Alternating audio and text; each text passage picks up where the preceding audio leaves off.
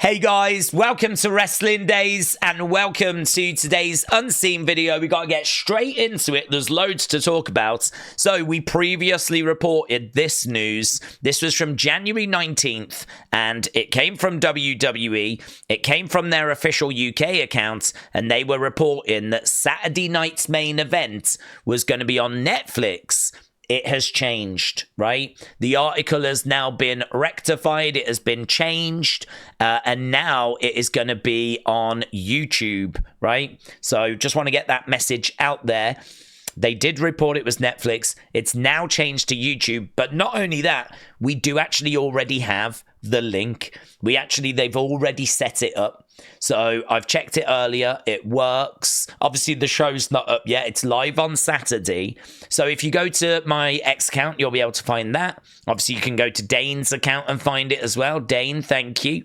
What I'll do is I'll get that link and I will put it and pin it in the chat for Saturday night's main event, our watch along. Because we will be doing a watch along on Saturday. So if you want to get to it, you can get to it that way if you're really struggling to find the link. Again, reminder, if you're in America, it's going to air on USA Network. But if you are international, we don't have USA Network, so we have to watch it via YouTube, right? Hopefully that's nice and clear. Wrestle Night, thank you. So WWE announcing 10 hours ago that WWE World is coming to Las Vegas.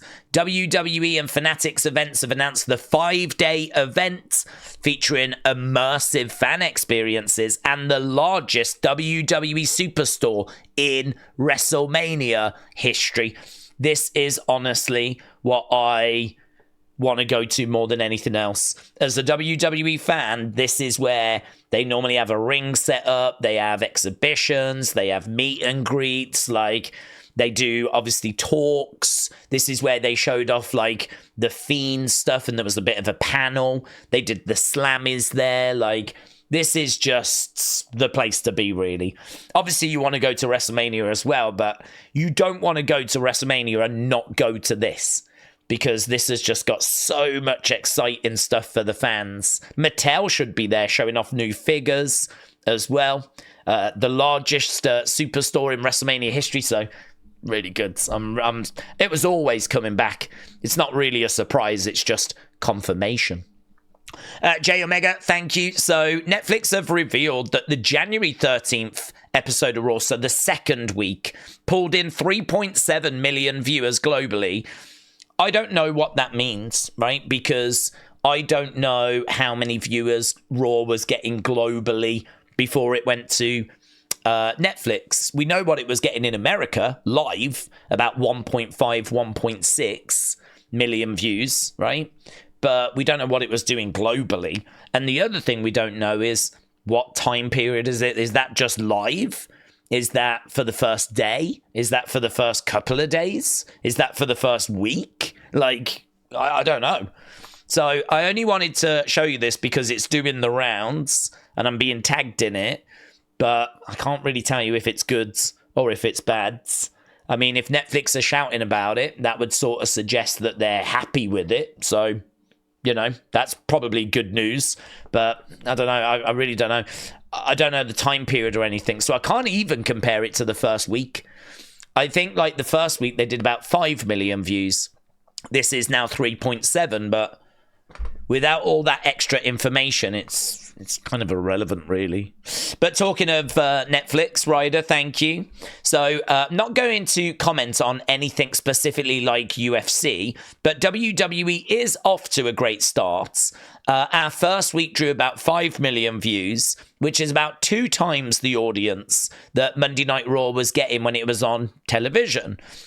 Pretty consistent. Whoosh it over. Here we go. Pretty consistent with how we have modelled it, how we hope to build the audience for the league. We also saw that non-live viewing, so in the day after, viewing grew by about 25%, and that was mostly outside the US. So this is non-viewing in UK, Canada, Mexico, Australia, Brazil. particularly big markets, we're really thrilled to see how that's going so far. In the US, viewing of Monday Night Raw was as big as the Monday Night Raw viewing has been in 5 years. So we're super thrilled with how that's going and how that's coming out. So that is the co-CEO of Netflix talking about Raw being on Netflix. But of course, he won't be talking, I don't think, about this week. He'll be talking about the first couple of weeks, and they're going to be inflated numbers because it's new and everyone's checking it out. You know, once it's settled, that's going to be very interesting to see where it levels out, where it settles. But this is the conversation at the moment, yeah? This is what people are talking about. So it seems like Netflix are genuinely pleased so far. Kian, shout out to you, said it's happening because PW Insider are reporting that Jordynne Grace was at the WWE Performance Center earlier today. That will come as a surprise to no one, really, to be honest. Right, we had news of WrestleMania 42 heading to New Orleans. I think that was in yesterday's Unseen. And now we've got news that WrestleMania 43 is on the table to be going to Indianapolis, Indiana. The only thing I would say is I remember that they signed an agreement to get like the Rumble and WrestleMania and SummerSlam. And I think they signed like for a package. So we know that we've got the Royal Rumble going to Indianapolis like this year. That's where the Royal Rumble is. So, yeah, them getting a WrestleMania is not a shock, to be honest. I think that they were, you know, always going to get one. I just didn't know if it'd be 43, if it'd be 44. Obviously, a lot of us are hoping that London can get one. Kind of really hoping London ends up getting a WrestleMania because we know there's been talks.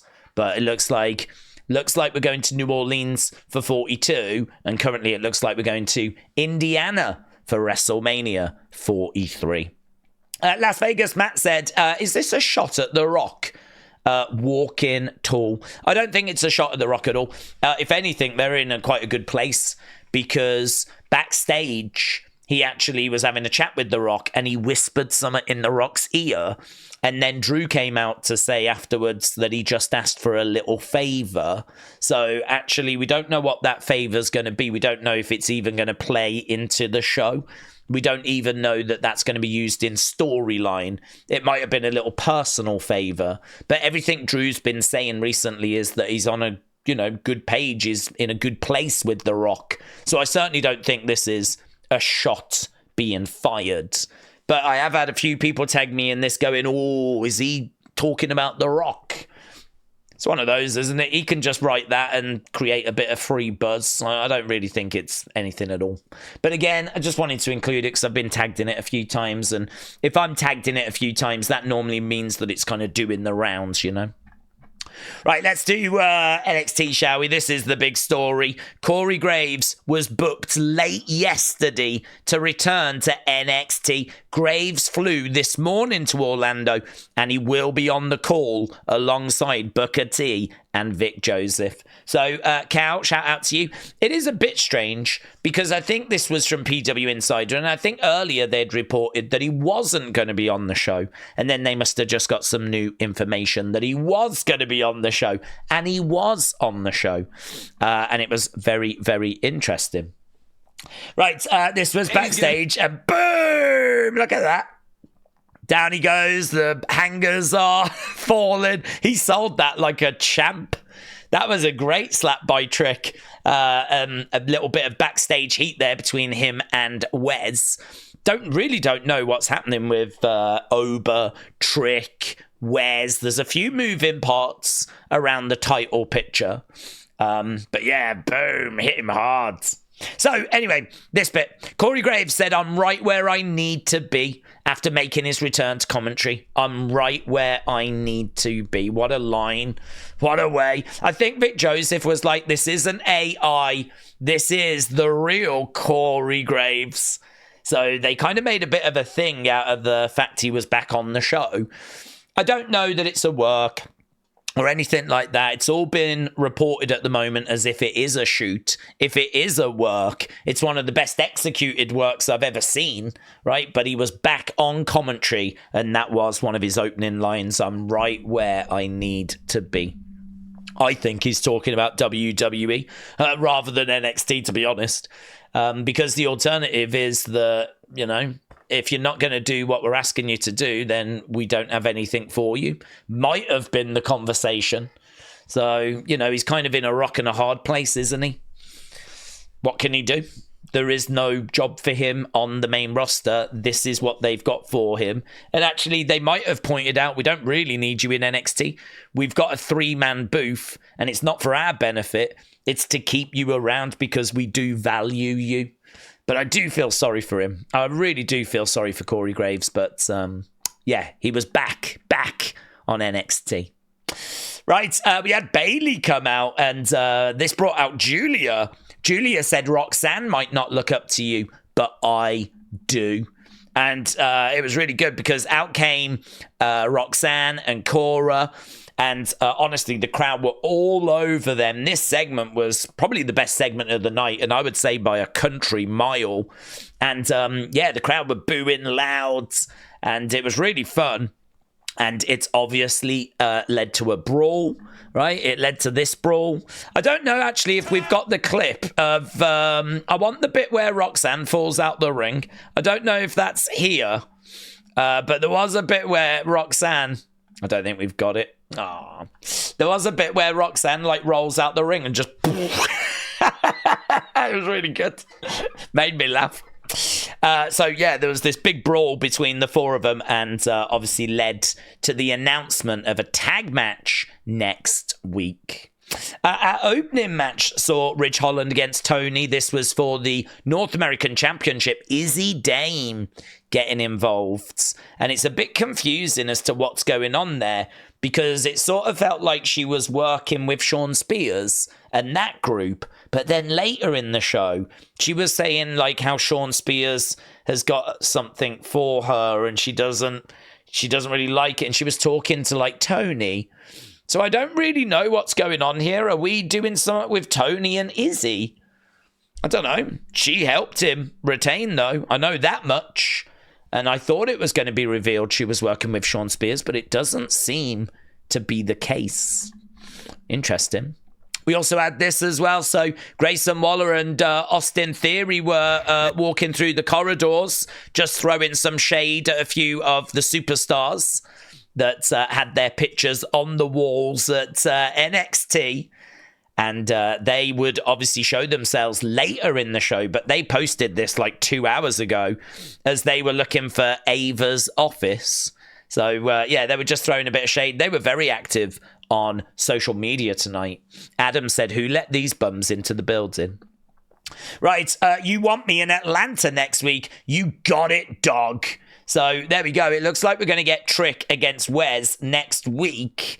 And but he did show up later and confront Oba. There was this moment where Dion Lennox was staring at Trick when Trick barged past him as well. So this is what I'm saying. We've got Oba, we've got Wes, we've got Dion Lennox. We've got a Grayson Waller effect as well. And I think Oba's going to be on that. And there was a lot of shouting towards Oba. So, like, we got Grayson and maybe Theory. And, there's so many moving parts. It's just a big mess at the moment. But we're going to see how it all plays out next week. That is a cold look by Dion Lennox. I do agree. It was a win as well for Lexis King. He retained the Heritage Cup by cheating with a little low blow that the referee did not see. We then also had this, Naomi and Bianca. They just popped up. Of course, they're going to be in action next week as well. They're taking on Lash and Jakara. As well as that, we had Carmen Petrovic in action. She came out with Ashante, the Adonis. Looks like they are a couple after that really awkward kiss last week. She was taking on Jaida Parker. Kalani would get involved, which was very weird during that match. It would allow Karman to win, but even that situation is all quite messy. There's a lot of messy things going on in NXT at the moment. KO Dixon was watching some old Chase U, and he said, like, Chase U doesn't have to be dead. So we might be getting Chase U coming back, but maybe with some new recruits. Don't know. There's Jaida. Apparently she's got a new theme song as well, which passed me by. We can't play it for copyright reasons, but just be aware. It is being reported she's got a new theme song. Just going back to that Tony thing, look, tensions in the D'Angelo family. The family approached Tony, questioning why he was not ringside for their match. Later in the show, Tony said he was talking to Izzi Dame after she had helped him retain the North American Championship. He said that Stacks has been underboss for 2 years. You should be able to figure this out, which was a really good point. You shouldn't need me out there. You should be able to figure this out yourself. DDP was shown in the crowd just before the main events. They found Ava's office. And next week we are getting that special Grayson Waller Effect episode, I believe, with Oba Femi. And here's the match card for next week. So this is where things are as we're going into next week. Grayson Waller Effect with Oba Femi. Trick against Wes Lee. We've got Fallon against Shotzi defending the Women's North American Championship. We've got the tag match, Bayley and Giulia taking on Roxanne and Cora. We've also got the Women's Tag Championship match, Naomi and Bianca taking on Lash and Jakara. So absolutely stacked. And the final match we had was Oba against Eddy Thorpe. Oba Femi picking up the victory.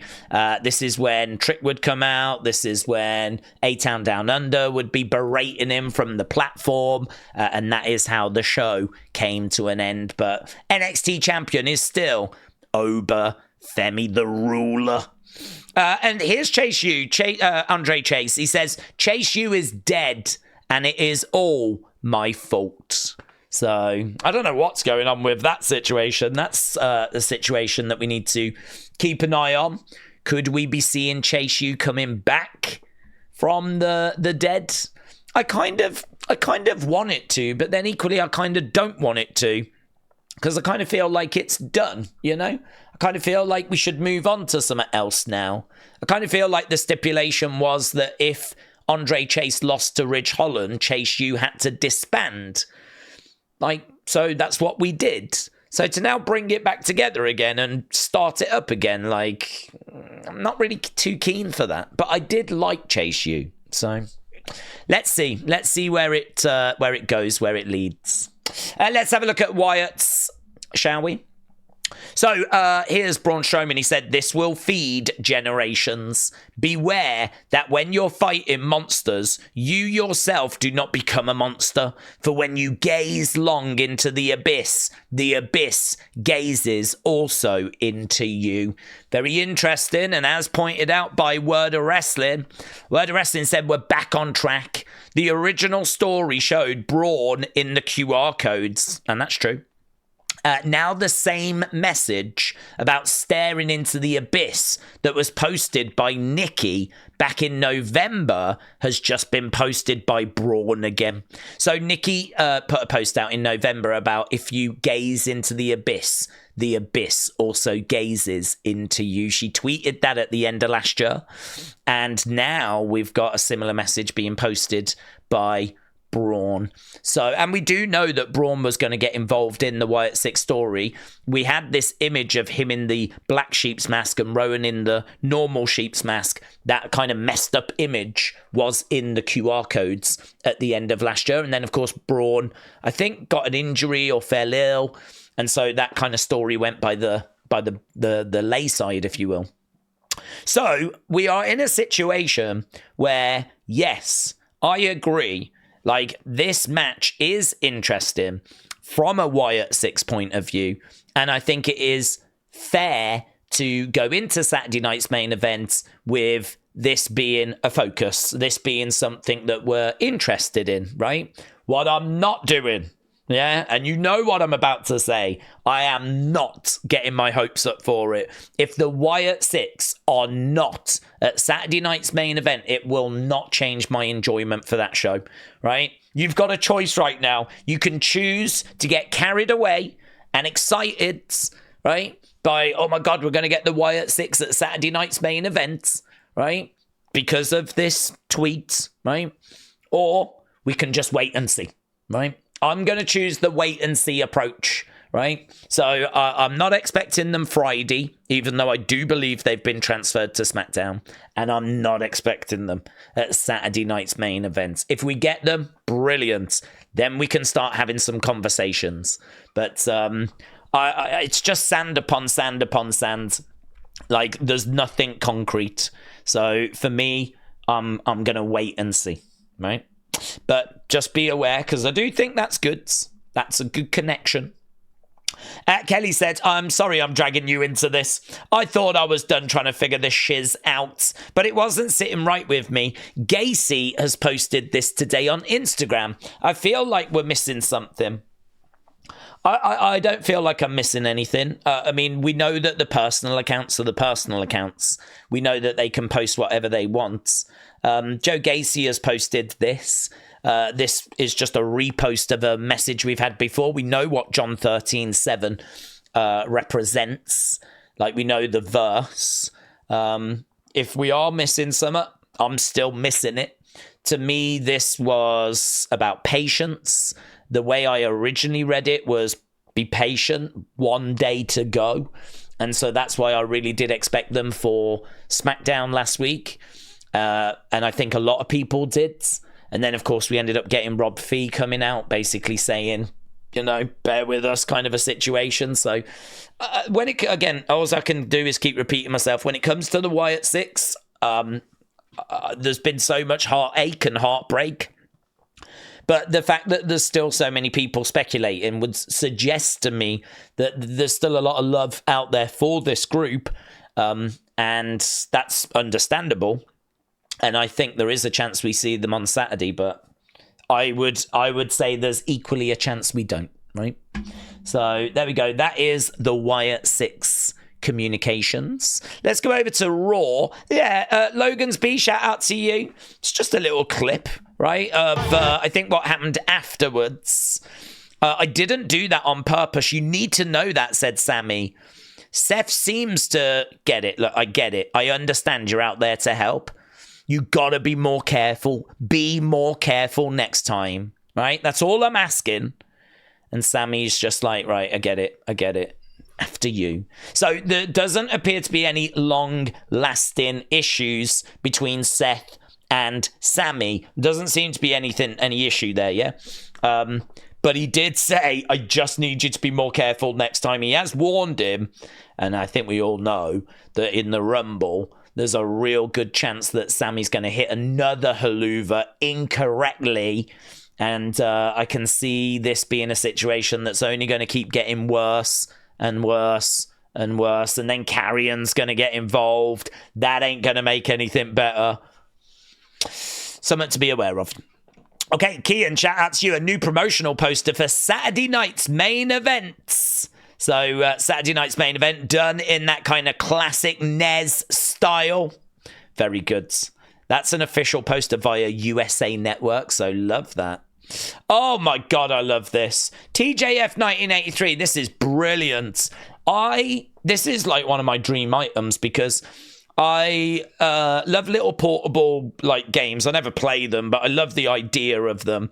And I just think going round my nan and granddad's house or grandparents' house or a friend's house, if you just had this in a bag or, you know what I mean, in your pocket or something, and you can just go around, plug it into the TV and it's got the game built into the controller. Like, I believe the game is like just plugged straight in and you can play it and it's just off you go, you know? It just, oh my God, this is brilliant. They did another one that was like Rage in the Cage or something like that. And it was like an old game. I mean, you're going back to like the Game Gear kind of days. And that was another one that they made that was this kind of plug in and just play. You don't need a console or anything. The game is just built into the controller. So I love that. I think that looks great. That's the kind of thing which probably wouldn't fit a lot of TVs now. So it's probably redundant. Obviously, the game's going to be rubbish compared to like 2K25, right? Don't get me wrong. I mean, we've come on a long way, but I just think back to when I was a kid. To have had this then, oh my God, it would have been the greatest thing ever. So yeah, love that. It's even got like, I know it's still the Scratch logo, but it's still like not the old WWF one. So it's after the name change. So, yeah, cool. Really cool. Hogan got all worked up, didn't he? Look at this. Hogan went berserk. I mean, this isn't planned at all, is it? Look how that's just come off so easily. There we go, look. He makes sure to mention the real American beer, because why change the habit of a lifetime? And underneath, it's Trumpomania! So that was on Fox News. Look at him. Off he goes. He was getting like this dude that was interviewing him like, you're an American icon and all that sort of stuff. And he is. He is. But we can't ignore the reaction the fans gave him. But yeah, there's Hogan. That was at the inauguration. Oh, yeah. So Dragon Lee said, New Day, you've crossed the line. And Kofi was like, maybe if you and Zelina came to work, y'all could have done something besides cry about it online. Shots fired by Kofi there. Shots fired. Right, what we got in other? Right, this is from Wrestlemania. According to Sheamus, Sami Zayn rubs his nipples when he gets excited about telling you something. The nipple thing is a dead giveaway. So that was Sheamus being interviewed on My Mum's Basement with Robbie Fox. I think he's done Sami dirty there. That's one of those things where if I'm Sami Zayn and I read that, I'm like, what? What? That's like a rib, isn't it? That's a rib where you've done him dirty in public. Sami rubs his nipples when he gets excited about telling you. I love the image that they've chose for this as well. That's post rubbage. That's after he's had a real good rubbage. So there we go. Kian, shout out to you. Jade Cargill is expected back at the Performance Center this week, according to PW Insider. Kian again, thank you. Undertaker praised Triple H for changing the backstage culture. He said, you've got people in the corner shooting TikToks. I think it's a testament to the trust that Triple H and Nick Khan have. He was saying, like, how stressful it was when the boss is stressed. Everyone else gets stressed. And it's just not that way now. It's a very, very different culture now. I mean, the only thing I'd say is everything's great now. Might be different if they kind of have a steroid trial and if like they hit the kind of numbers that they were doing in 1995, you know, everything's brilliant at the moment, but what about if we really put the pressure on, you know? Are they still going to be cool, calm, collected? I would hope so, and maybe they will be, because I think they're obviously very different in temperament to what Vince was like, but equally they are eating good at the moment. WWE is in a great place at the moment. So we'll have to see. No doubt WWE will face its challenges in the future. Wrestling is very cyclical. Tends to have a hot period and then cool off and then get back to a hot period. And it's done that for years and years and years. So we're definitely going through a hot period right now. And Wrestle Night, shout out to you. Zoey Stark said, I sniped her. You can call me the sniper. That's after that amazing missile drop kick that she connected with on Raw. Absolutely brilliant. Right, let's go over to the community folder. We've only got the one in there. Casper, shout out to you. Got 2 likes from Carrion whilst Raw was still on. So Carrion was seemingly on Twitter during the show. And then I think we just got thanks folder. So Patrick, thank you, buds. Chris, thank you. Bradley, thank you. Wrestling's biggest fan, thank you. Shockwave, appreciate it. Sweet Chin Wrestling, thank you. Hieronymus Drake, thank you. CM Chunk, appreciate it. Big Bam, thank you. King Yeet Newsletter, thank you. Kelly the Wise Lady, thank you. Ajax, thank you, buds. James Chadwick, thank you. Raymond, appreciate it. Wild Child Billy, thank you. Casper, appreciate it. Robin, thank you. Emmanuel, thank you. Edward, thank you. Tony, appreciate it. Christopher, thank you. And Babs the Barbarian, thanks for the support. And I will see you next time.